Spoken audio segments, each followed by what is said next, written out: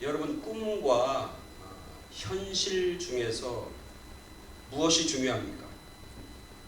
꿈이 중요합니까? 현실이 중요합니까? 꿈을 꾸는 게 중요할 것 같기도 하죠. 예를 한번 들어볼까요? 꿈속에서 꿈을 꾸는데 복권이 당첨됐어요. 자그마치 상금이 100억이야, 100억.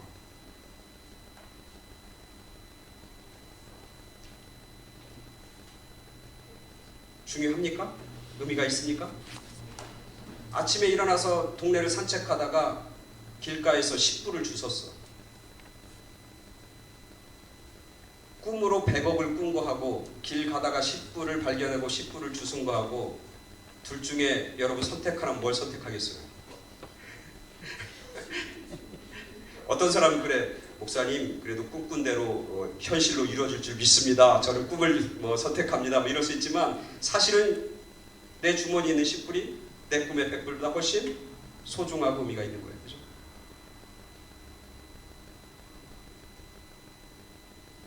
꿈이라고 하는 것은 순간이에요, 순간. 잠깐이에요, 잠깐. 그죠? 그리고 꿈이라고 하는 것은 깰 때가 있는 거예요. 그죠? 없어질 때가 있는 거예요. 그리고 꿈이라고 하는 것은 아까 얘기했지만 아무리 좋은 꿈을 꿔도 별 가치가 없어요. 의미가 없단 말이죠. 예전에 전 그걸 이해 못하겠어. 어떤 사람이 꿈 꿨다고 막 그러니까 그거 진짜 좋은 꿈이라고 내가 돈 주고 사겠다고 막 이러는데 그건 도저히 이해할 수가 없는 거예요. 그죠? 꿈이라고 하는 것은 별 가치가 없고 중요하거나 의미가 없다는 거죠. 꿈이 가지고 있는 특징들입니다. 그래서 여러분 많이 들어보세요. 인생은 일장춘몽이다. 일장춘몽이란 말 들어보세요. 일장춘몽. 봄에 꾸는 하나의 멋진 꿈 깨보니까 아무것도 아니다. 인생의 덧없음. 꿈꿨던 화려한 거, 꿈꿨던 모든 부귀와 영화는 결국 아무것도 아니다 라고 하는 의미로 일장춘몽이라고 하는 사자수거를 쓰고 있습니다. 오늘 우리가 읽은 본문에 보면은 10편 73편인데 1편부터 보면은 아까 얘기했듯이 아삽이라고 하는 사람이 시를 쓰는데 이 아삽이라고 하는 사람의 인생의 고백이 오늘 10편 73편이에요. 인생의 고백입니다. 그가 인생을 살면서 깨달은 것을 하나님 앞에 노래한 노래, 하나님 앞에 고백한 신앙의 고백, 그게 바로 우리가 읽은 시편 73편이라고 하는 것이죠. 그는 먼저 이렇게 고백합니다. 1절 보세요. 1절 한번 들어보세요. 1절 우리 다 같이 읽겠습니다. 다 같이 읽어보겠는데, 자, 다 같이 읽으면 시작. 하나님이 참으로 이스라엘 중 마음이 정결한 자에게 선을 행하시나. 이 두 번째 마지막 단어 선을 행하시나 라고 하는 이 나라고 하는 건 영어로 bat이에요. bat. 이 bat은 원래 1절에 있는 게 아니라 2절에 있는 거예요. 1절은 이렇게 합니다. 원어로 보면 하나님이 참으로 이스라엘 중 마음이 정결한 자에게 선을 행하십니다. 이렇게 끝나는 거예요. 이게 첫 번째 1절에, 즉 아삽이라는 사람이 하나님을 어떻게 알고 있냐면 하나님 어떤 분? 선하신 분. 여기서 선하다고 하는 것은 바크라고 하는 단어인데 이 바크라고 단어는 뭐냐면 하나님이 천지를 창조하시고 첫째 날 하나님이 천지를 다 창조하시고 하나님이 스스로 독백처럼 고백하는 게 뭐예요? 보기에 참 좋았다. 그게 여기서 선이라고 하는 단어와 똑같아요. 즉 하나님 어떤 분? 참 좋으신 분. 하나님은 어떤 분? 천지를 창조하실 때 온전하고 완전하시게 창조했듯이 하나님은 어떤 분? 완전하신 분. 하나님은 공의로우신 분. 특별히 하나님의 백성인 이스라엘 백성들에게, 특별히 하나님의 백성들에게 정결하고 깨끗한 삶을 살아가는 사람들에게 하나님은 어떤 분? 선하시고 좋으신 분이고 완전하신 분이고 그리고 그들의 삶 속에 하나님의 위대한 일을 이루시는 분. 그게 바로 하나님이다. 그는 그렇게 고백하는 거예요. 그렇게 알고 있는 거예요. 여러분이 알고 있는 하나님은 이 아삽이 고백하는 하나님과 차이가 있나요, 없나요? 동일하죠? 여러분 하나님은 선하신 분인 줄 믿습니까? 하나님은 온전하고 완전하고 하나님의 다스림에는 실수가 없으시다고 하는 걸 여러분 인정하십니까? 바로 그런 거예요. 아삽이 그렇게 고백하는 거예요. 근데 2절에 보니까 2절의 시작은 뭘로 시작하면 영어로 보면 however 이렇게 얘기하는 거예요. 그러나 나는 거의 넘어질 뻔하였고 나의 걸음이 미끄러질 뻔하였으니. 여기서 우리는 한 가지 의문을 갖게 되는 거예요. 하나님이 선하신 걸 알아. 하나님이 완전하다고 하는 것을 알고 고백했어. 근데 그의 현실의 삶은 뭐라는 거예요? 나의 걸음이 넘어질 뻔했다. 나의 걸음이 미끄러질 뻔하였다. 넘어지고 미끄러질 뻔했다는 거예요. 오늘로 얘기하면 뭐 할 뻔했다는 거예요? 쉽게 얘기하면 시험에 들 뻔했다. 내가 절망할 뻔했다. 내가 좌절할 뻔했다. 내가 가지고 있는 믿음을 송두리째 잃어버릴 뻔했다. 내가 교회를 떠날 뻔했다. 내가 하나님을 떠날 뻔했고 하나님의 믿음을 버릴 뻔했다. 그럼 그렇게 고백하는 거예요. 자, 우리가 아는 건 뭐냐면 하나님은 어떤 분인지 알아. 하나님이 이런 분이라는 걸 고백해. 근데 현실에 보면 이해 못하는 부분이 있는 거예요. 넘어질 뻔하고 미끄러질 뻔하고 시험 들 뻔하고 절망할 뻔한 일들이 우리 가운데 여전히 벌어진다고 하는 거예요. 여러분의 삶은 어떻습니까? 별반 다를 게 없지 않습니까? 우리가 하나님은 그런 분인지 알면서도 우리가 매일 삶 속에서 넘어질 뻔할 때가 얼마나 많아요. 미끄러질 뻔할 때가 얼마나 많아요. 시험 들 뻔할 때가 얼마나 많으냐. 이게 아삽의 고민이고 오늘을 살고 있는 저와 여러분들의 고민인 거예요. 자, 그렇다면 한번 생각해요. 그럼 이 사람이 뭐 때문에 시험 들 뻔한 거야? 뭐 때문에 넘어질 뻔하고 뭐 때문에 미끄러질 뻔한 거야? 그 이유를 3절에서 얘기해요. 3절에 보시죠. 3절 우리 다 같이 읽어보자. 시작. 이는 내가 악인의 형통함을 보고 오만한 자를 질투하였음이로다. 미끄러지고 넘어질 뻔한 이유가 뭐냐면 악인들의 형통함을 보고 오만한 자를 내가 질투하였다. 질투했다는 건 뭐야? 내가 오만한 자를 보면서 부러워했다는 걸. 부러워했다. 여러분 젊은 아이들이 쓰는 것 중에 그런 얘기 있죠. 부러우면 뭐 하는 거다? 부러우면 지는 거다. 이 사람이 누구한테 진 거야 지금? 악인한테 진 거야. 부러워하니까. 악인들을 부러워해.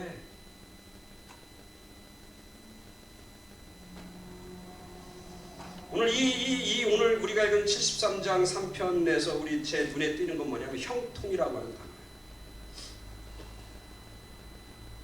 악인들이 형통이에요. 여러분 그것을 인정할 수 있어요? 받아들일 수 있냐? 형통이라는 건 누가 받는 거예요? 복 있는 사람, 의로운 사람, 하나님 앞에 신실한 사람들이 하나님께서 부어주시는 복 중에 형통이라고 하는 복이 있잖아요. 오늘 제가 예배 시작하기 전에 말씀을 읽었는데 시편 1편이잖아요. 복 있는 사람은 악인의 꾀를 쫓지 않고 죄인의 길에 서지 아니하며 오만한 자의 자리에 앉지 않니다.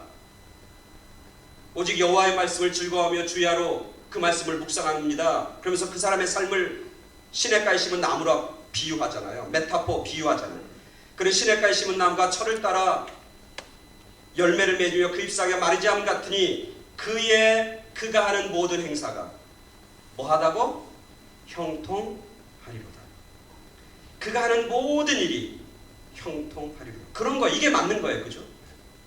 하나님 안에서 선하게 살아가는 사람들, 하나님의 말씀 가운데 살아가는 사람들, 하나님의 백성들의 삶의 모습은 결국 나중에 형통의 복으로 이어지는 것, 그걸 우리가 받아들이잖아요. 창세기 29장 3절 4절에 보면 요셉이 하나님으로부터 복 받는 게 나오는데 뭐라고 하냐면 하나님이 요셉과 함께함으로 그의 삶을 뭐하게 만들었다? 형통케 하셨다. 이렇게 쓰고 있다. 그게 오늘 우리들이 가지고 있는 믿음이고 그게 우리가 가지고 있는 소망인 거예요. 지금 힘들어도, 지금 어려워도 우리가 말씀 가운데 믿음 가운데 살아가는 이유는 뭡니까? 우리가 하나님의 사람과 하나님의 백성으로 이 땅에서 존재해야 할 이유가 뭡니까? 바로 이거란 말이죠. 하나님은 악인들을 형통케 하시는 게 아니라 하나님의 백성인 의인들을 형통케 한다고 하는 믿음, 그게 오늘 우리가 가지고 있는 믿음이에요. 근데 오늘 성경에 보니까 아삽은 이렇게 얘기하는 거죠. 내가 진짜 악인의 형통함을 보고 오만한 자를 내가 질투하였다. 그럴만하다는 생각이 드는 거예요. 악인들이 형통해. 악인들이 잘 돼. 야.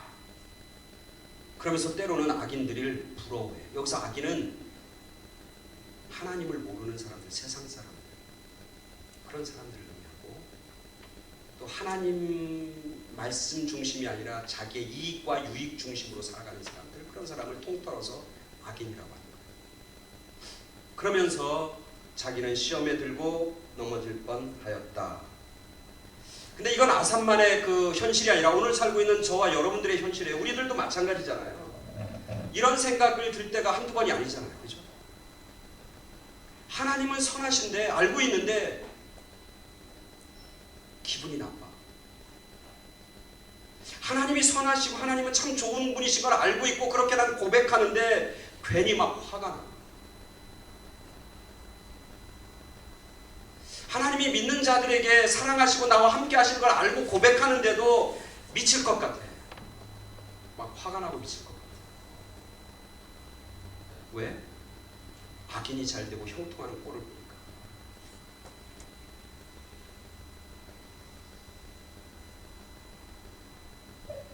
그 악인들이 잘 되는 모습은 제가 오늘 본문에 쓰지 않았어요. 악인들이 얼마나 잘 되냐면 이 아삽은 구체적으로 표현하고 있어요. 그게 이제 4절부터 쭉 나와요. 제가 그냥 간단하게 알려드리면 악인들이 얼마나 형통하냐면 이렇게 해요. 4절에 보니까 그들은 죽을 때에도 고통이 없어.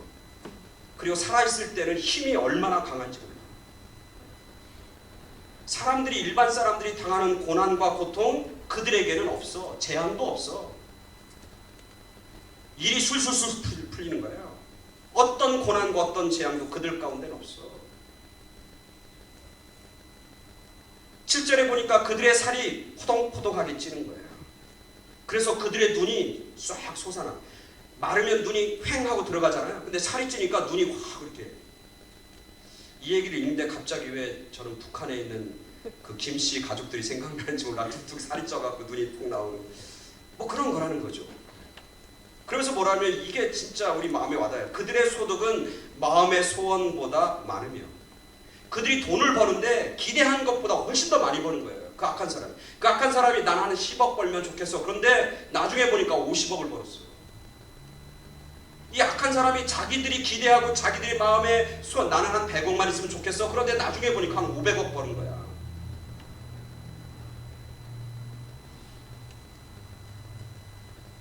그러면서 그들이 얼마나 악하냐면 나중에 보면 이런 얘기까지 해요. 11절에 보니까 그들이 말하기를 하나님이 어찌하랴. 하나님이 우리의 악한 거, 우리가 이렇게 막 살아가는 거, 이런 걸 하나님이 어떻게 알 수 있겠어? 지존자가 지식이 있으랴? 없다는 거예요. 즉 하나님은 없다. 하나님은 우리가 알지 못, 우리의 악함을 알지 못한다. 우리가 세상 가운데서 이렇게 마음대로 우리의 욕심과 욕망대로 살아가는 이런 모습들 하나님은 don't care, 케어하지 않는다. 모르고 있어. 알지 못해. 그러니까 우리는 우리 마음대로 이렇게 잘 살면 되는 거야. 먹을 거 잘 먹고 돈 많이 벌고 그리고 높은 위치에 차지하고 교만한 자리에 앉고 그렇게 이상해서 떵떵거리며 사는 것, 그게 바로 잘 사는 거야. 그렇게 생각하는 거야. 그리고 그들의 삶이 잘 사는 것 같아. 건강도 하고 힘도 넘치고 마음의 평안도 있고 죽을 때도 건강하게 죽고 아무 고통도 없고 재앙도 없고 진짜 잘 나가는 인생을 사는 거예요. 그들이 비록 악한데, 그들이 비록 하나님의 말씀을 떠나 있는데. 그래서 이렇게 얘기해 12절이니까 볼지어다 이들은 악인이라도 항상 평안하고 재물은 더욱더욱 불어납니다. 그러면서 이 아삽이라는 사람은 개인적인 그런 고백을 하는 거예요. 뭐라고 해요? 내가 내 마음을 깨끗게 하며 내 손을 씻어 무죄하다 한 것이 실로 헛되도다. 야, 대단한 시험이죠. 내가 굳이 이렇게 살 필요 있겠나? 내가 굳이 이 시간에 여기 와서 예배드리고 교회에서 앉아서 이렇게 예배드리는 이 시간을 굳이 내가 하나님 앞에 바쳐야 하는가?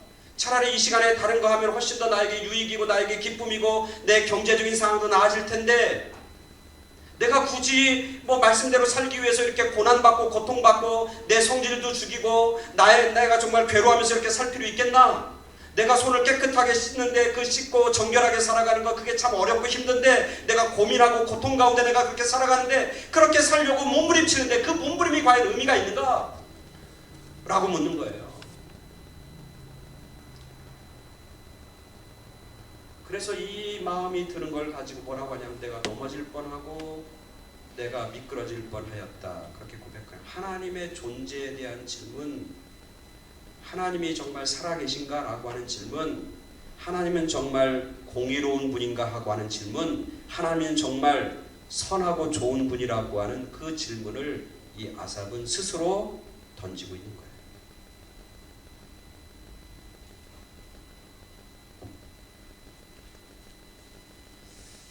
오늘 우리들도 그런 상황에 처할 때가 많잖아요. 그죠? 나는 막 아침부터 저녁까지 진짜 신실하고 성실하게 막 진짜 그렇게 열심히 일하는데 어떤 사람 보면 그냥 일도 안 하고 비일비일 놀면서 돈은 잘 벌어. 뿐만 아니라 살살살살 속이고 부정한 방법을 동원해서 막 정부 돈을 엄청나게 또 가로채는 것 같다.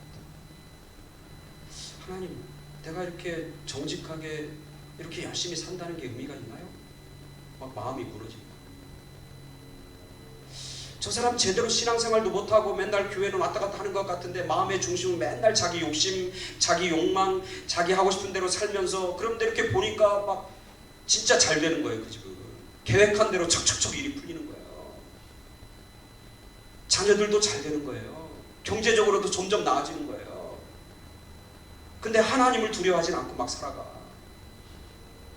내가 지금 오늘 살아가는, 오늘 성경에 보니까 내가 그런 고난과 그런 종일 내가 재난과 그런 아픔 가운데 그런 고통 가운데 살아가는데 그 사람은 전혀 그런 거 의식하지 않고 살아가. 평안하게 살아가. 근데 잘 돼. 아주 미치겠어. 아주 미치겠어. 목사로서도 그런 고민이 있죠.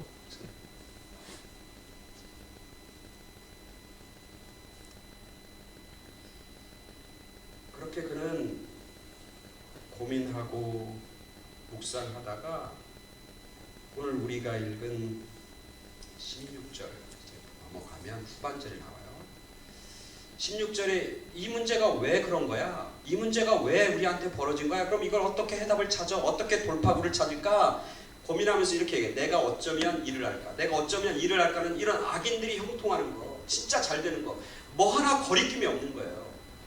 뭐 하나 풀리지 않을 문제가 없는 거예요. 악인들에게. 이런 문제를 내가 어떻게 알까? 내가 혼자 알려고 생각하고 생각했는데 그것이 내게 심한 고통이 되었다. 이 얘기는 뭐야?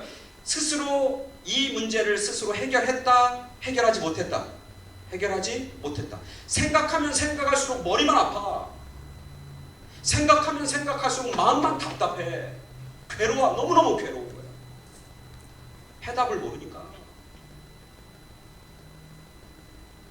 나는 그래도 믿음 생활하고 헌금 생활도 제대로 하고 11조도 하고 신실하게 살아가고 정말 정직하게 살아가는데 일은 안 풀리고 이것저것 다 막히고 장애물이 있고 자녀들도 힘들고 경제적으로도 힘들고 내가 여러 가지 뭐 일하는 것도 만족이 없고 늘 매일매일 사는 게 고통이고 핍박이고 아픔이라고 하는 사실, 내 스스로 그 문제를 해결하면 좋은데 해결할 수 없다. 오늘 성경에 보니까 내가 이것을 생각하면 생각할수록 해결의 실마리가 풀리진 않고 나에게는 심한 고통이고 아픔이고 괴로움이었다. 그는 그렇게 고백하는 겁니다. 17절 우리 다 같이 읽습니다. 반전이 나옵니다. 다 같이 시작. 하나님의 성소에 들어갈 때야 그들의 종말을 내가 깨달았나이다. 야, 완전 반전이 나오는데 17절이 그 반전이에요.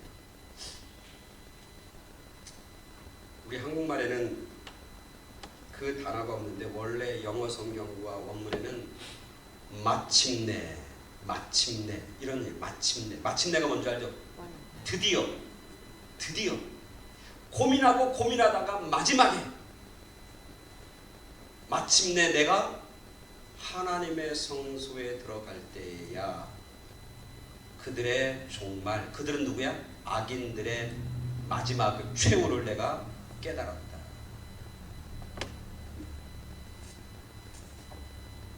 여기서 굉장히 중요한 것은 깨달았다고 하는 것과 뭐야? 하나님의 성소.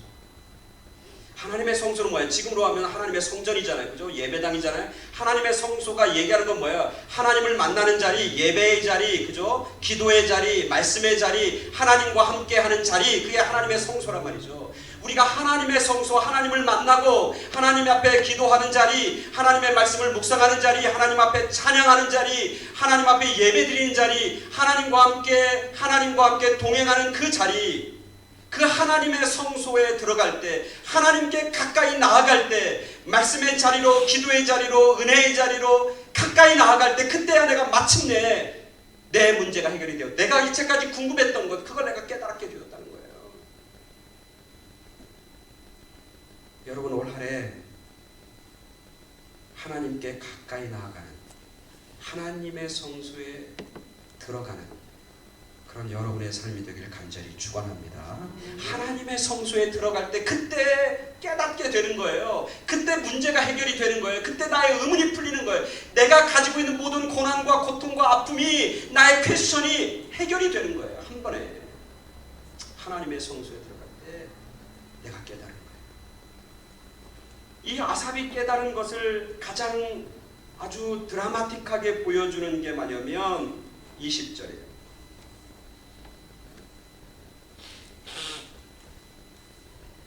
20절 다 같이 한번 읽어보겠습니다. 20절 다 같이 시작.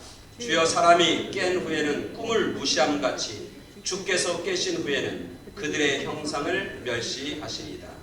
자, 여기서 중요한 거야. 아까 얘기했지만 꿈이다. 내가 깨닫고 보니까 꿈이야. 뭐가 꿈이야? 뭐가 꿈이야? 이제까지 현실인 줄 알고 실제라고 생각했던 악인들의 형통함, 악인들이 건강해, 악인들이 돈을 무지하게 많이 벌어, 악인들이 무슨 마음도 평안한 것 같아, 악인들이 재앙과 재난도 없이 막 이 땅에서 막 살이 부득부득 찌고 눈이 꽝 튀어나올 정도로 그렇게 잘 호의호식하면서 잘 사는 그 모습이 옛날에는 그게 현실인 것 같고 그게 진짜 단 것 같아. 근데 하나님의 성소에 들어가서 깨닫고 보니까 뭔 거예요? 그게 꿈인 거예요. 그게 꿈인 거예요. 현실과 꿈이 하나님께서 깨닫게 해주니까 바뀌는 거예요. 바뀌는 거예요. 꿈이 현실이 되고 현실이 꿈이 되는 거예요. 아까 얘기했죠. 꿈이라고 하는 건 뭐냐면 잠깐 있다 사라져버리는 게 꿈이라고 그랬어요. 이 땅에서 누리는 그런 부귀 영화나 이 땅에 누리는 그 많은 어떻게 보면 물질적인 것, 이 땅에서 뭐 육체적인 모든 것, 눈에 보이는 모든 것들은 잠깐 있다 사라져버리는 거라는 거예요. 그래서 그건 꿈처럼 잠깐 있다 사라져버린 거, 그리고 얼마 가지 않으면 그것은 다 사라져버린 거, 없어지는 것이고, 그게 조금 있다 보면 아무 의미 없는, 아무 덧없는 봄날에 한바탕 신나게 꿈꾼 것과 같은 그런 꿈이다 라고 하는 것을 이 아삽은 깨닫고 발견하는 거예요. 그렇구나, 꿈이구나. 내가 이제까지 그들을 부러워했고 이제까지 내가 그들을 이렇게 보면서 질투감이 느꼈던 것은 그 사람이 꾼 꿈을 보면서 내가 질투하고 내가 그들의 꿈을 보면서 부러워했던 것, 진짜 내가 짐승 같은 놈이구나.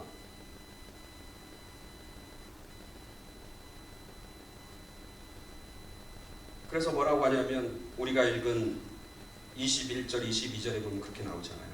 내 마음이 산란하며 내 양심이 찔렸나이다. 내가 이같이 우매 무지함으로 주님 앞에서 짐승이었습니다.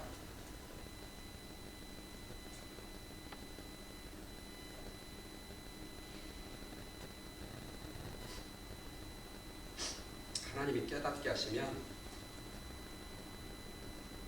시각이 바뀌어요. 관점이 바뀌어요. 가치관이 바뀐다고. 옛날에는 진짜 저게 중요한 것 같고 진짜 저거 보면서 부러워했는데 하나님의 은혜를 깨닫고 나니까 그거 꿈인 거예요. 아무것도 아니고.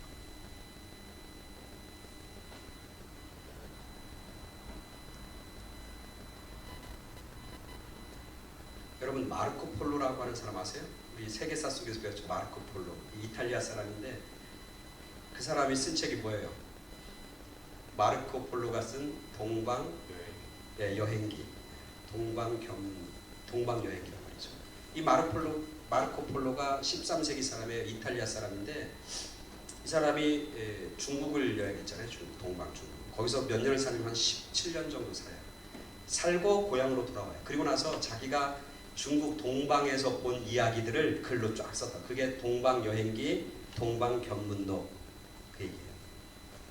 이 사람이 이제 그 재밌는 얘기가 있어요. 이 사람이 이제 거의 죽을 때가 됐는데 친구들이 이 사람을 막 찾아온 거예요. 죽기 전에 내가 너한테 꼭 들어야 할 얘기가 있다. 그래서 친구들이 자꾸 몰려온 거예요. 그래서 이제 죽게 돼서 누워있는 그 마르코 폴로한테 친구들이 묻습니다. 뭐라고 하냐면, 야, 너 그때 그 쓴 글 그거 다 상상으로 쓴 거지? 그거 다 꿈꾸며 쓴 거지? 꿈이지? 아니 도저히 상상이 안 가. 도저히 이해할 수가 없어. 아니 우리가 보지 못하고 듣지 못한 그런 일들, 그런 사람들이 그렇게 있단 말이야? 너 상상이고 꿈으로 그거 막 쓴 거지? 그거 좀 진실을 한번 얘기해봐. 이렇게 막 따지는 거야. 이 사람들이 볼 때는 상상이 안 가고 뭐 합리적인 이성으로도 이게 판단이 안 되니까 완전히 다른 나라, 다른 세계 사람들의 이야기니까. 그때 마르코 폴로가 그 친구들에게 뭐라고 하면 이렇게 얘기했나? 그것은 진실이고 그것은 실제로 존재하는 현실이다. 내가 본 것은 이 글로 다 표현할 수 없다. 이 글로 표현된 것은 내가 본 거에 10분의 1, 100분의 1도 안 된다. 그렇게 그 친구들에게 이야기했다고 합니다. 사람들은 자기가 잘 모르면 다 꿈인 줄 알아. 현실과 실제적인 것을 잃어버리고 산단 말이죠. 깨닫고 보면, 알고 보면, 거기에 확인해 보면, 자기가 체험하고 보면, 발견하고 보면 꿈인 거예요. 우리 교회 어떤 분이 저한테 이렇게 좋은 글을 보내주는데 이번 말씀을 준비하면서 묵상하는데 글이 온 거예요. 여러분도 잘 아는 내용일 거예요. 다시 한번 제가 생각해 보는데 참 귀한 거더라고요. 뭐냐면 이런 거예요. 돈으로 집은 살 수 있지만 뭐는 못 산다? 행복한 가정은 못 삽니다. 돈으로 음식은 살 수 있지만 그 음식을 먹을 수 있는 식욕은 돈으로 못 삽니다. 돈으로 좋은 침대는 살 수 있지만 평안한 잠은 돈으로 살 수 없습니다. 이런 내용들이 중요하죠. 우리가 오늘 성경에서 야사 뭐라면 내가 정말 우매무지했고 정말 몰라서 꿈을 내가 부러워했습니다. 진짜 그게 뭔가 파워가 있고 영향력 있고 되게 가치 있는 걸로 알았습니다. 그게 뭐냐면 돈이고 세상적인 것들이고 물질적인 것이고 눈에 보이는 것들인데 내가 어리석을 때는 내가 몰랐는데 깨닫고 보고 알고 보니까 그건 다 꿈입니다. 그건 진짜 가치 없는 겁니다. 별로 소용없는 겁니다. 영원하지 않습니다. 우리를 생명을 주지 못합니다. 우리를 영원한 세상으로 영원한 축복으로 우리를 인도할 수 없습니다. 돈으로 피는 살 수 있지만 생명을 살 수는 없습니다. 특별히 영원한 생명은 돈으로는 안 돼요. 여러분 한국지성의 대표적인 사람이 여러분 알 거예요. 이어령 교수 알죠? 이어령이라고 하는 분. 이어령. 이제 거의 돌아가실 때가 됐어요, 그죠? 암과 이제 싸우면서 자기가 암과 이렇게 친구로 지내면서 이제 글을 이제 쓰기 시작하는데 그분이 쓴 책 중에 마지막 자기 70세 중반인가요? 썼던 자기 인생의 가장 큰 변곡점, 자기 인생을 완전히 탈바꿈하게 만들었던 사건을 계기로 책을 쓴 게 뭐냐면 여러분 아시죠? 지성에서 영성으로. 그 사람이 알기 전까지는 깨닫기 전까지는 종교는 뭐냐면 하나의 문화야 문화.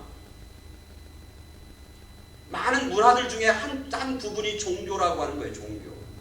기독교라고 하는 거고. 이성으로 날마다 그 종교를 바라보고 이성으로 기독교를 바라보면서 비판적이고 그리고 철저하게 이성으로 그것들을 갈기갈기 잘라냈던 사람이 바로 이어령이라고 하는 교수잖아요. 근데 그가 나중에 고이민아 목사님, 우리가 아는 여기 살았던 분이죠. 그분이 돌아가시면서 마지막에 그분은 자기 아버지한테 계속 전도하다가 그가 세례를 받아요. 세례를 받으면서 깨닫게 됐는데 깨닫고 나니까 뭐냐면 우리 인생에서 나 혼자는 살아갈 수 없습니다. 하나님과 함께 사는 게 진정한 사람들의 삶입니다. 하나님 없이 살아가는 것은 아까 이 사람이 했던 짐승처럼 사는 겁니다. 그가 그렇게 고백해요. 이성으로 우리의 삶이 완성되는 게 아니라 영성으로 하나님과의 만남과 영성으로 우리의 삶은 완성되고 온전해집니다. 깨닫고 나니까 예전에 알던 지성, 예전에 알던 그냥 합리적인 사고, 옛날에 알고 있던 눈에 보이는 것들이 다 소용없는 거예요. 그건 아무것도 아닌 거예요. 꿈꾸는 것 같은 거예요. 그거 붙잡고 살았던 자기의 삶은 짐승과 같은 삶이었다고 고백하는 거예요. 오늘 아삽이 그렇게 고백하잖아요.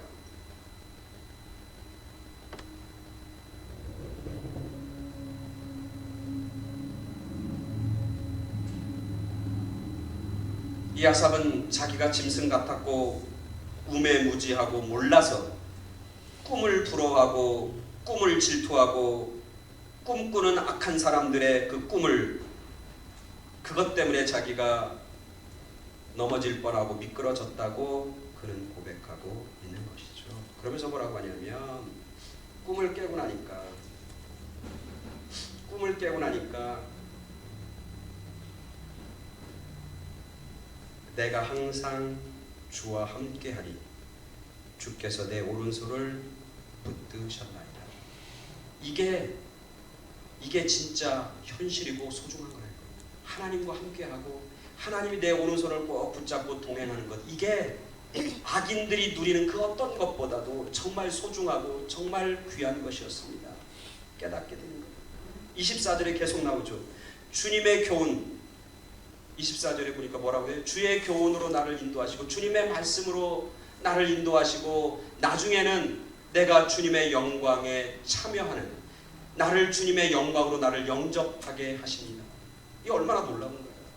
깨닫고 나니까 하나님이 나를 붙잡아 주시고 나를 인도해 주셔, 내 발걸음을 인도해 주셔. 지금은 고통이고 고난이고 아픔인 것 같고 그러지만 하나님의 손이 나를 붙잡고 계시고 나를 인도하시고 나를 다스려 주신단 말이에요. 그리고 나중에는 뭐야? 하나님의 영광에 이르게 하신단 말이에요. 하나님의 영광,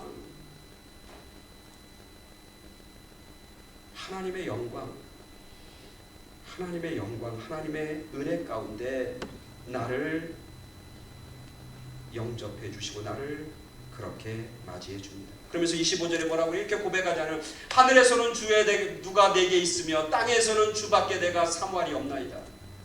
야, 대단하죠. 그 전까지는 악한들 보면서 그들이 잘나고 잘 살고 뭐 살찌고 돈 많고 높은 자리에 올라가고 그런 것들이 부러워하고 그런 것들이 소중하게 생각했는데 깨닫고 나니까 다 꿈이고, 진짜 현실은 뭐냐면, 진짜 중요한 것만 바로 이거라는 거예요. 하늘에서나 이 땅에서나 누구밖에 없어? 주님밖에 없습니다. 주님이 나의 생명입니다. 주님이 나의 힘입니다. 주님만 계시면 부러울 것이 없습니다.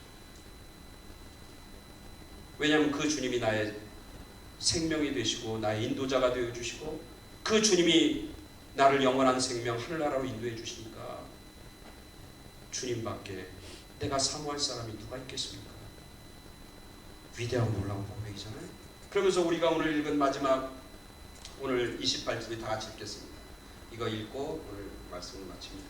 28절 다 같이 시작. 하나님께 가까이함이 내게 복이라. 내가 주 여호와를 나의 피난처로 삼아 주의 모든 행적을 전파하리다. 아멘. 깨닫고 나니까 뭐가 복이야? 하나님께 가까이 하는 게 복이다. 악인들이 잘 되는 거, 세상으로 물질적으로 넘치게 하는 거, 그거 꿈이야. 일작중. 진짜 소중한 것, 영원한 것, 내 생명을 지키는 것은 바로 하나님이시고 그 하나님 앞에 가까이 가는 것, 그것이 나에게 진정한 복입니다. 내가 주님 피난처 삼아서 이 땅에서는 흔들리지 않고 살겠습니다. 이제부터는 주님이 어떤 분인지, 주님이 나에게 어떤 은혜와 어떤 축복을 내려주셨는지 이제는 내가 세상 가운데 증거하고 전파하며 하나님과 함께 승리의 삶을 살겠습니다. 그렇게 그는 각오하고 다짐하면서 고백하면서 시편 23편의 노래를 마치고 있습니다. 바라기는 오늘 저와 여러분들의 이 신앙의 노래와 고백이 오늘 이 아삽의 고백처럼 잠깐은 흔들리고 잠깐은 방황하고 잠깐은 시험에 드는 그런 일들이 있었지만 결국 나중에는 이 사람처럼 내가 하나님께 가까이 보입니다. 내가 하나님이 가까이, 하나님밖에 누가 있겠습니까? 하나님이 나의 피난처시고 하나님이 나를 지키셨고 하나님이 나를 높이셨고 하나님이 나를 영광 중으로 하나님의 영광으로 나를 인도해 주셨습니다. 그렇게 노래 부르며 인생의 시를 써가는 그런 귀하고 복되고 승리의 삶을 사는 여러분 모두가 되길 간절히 축원합니다.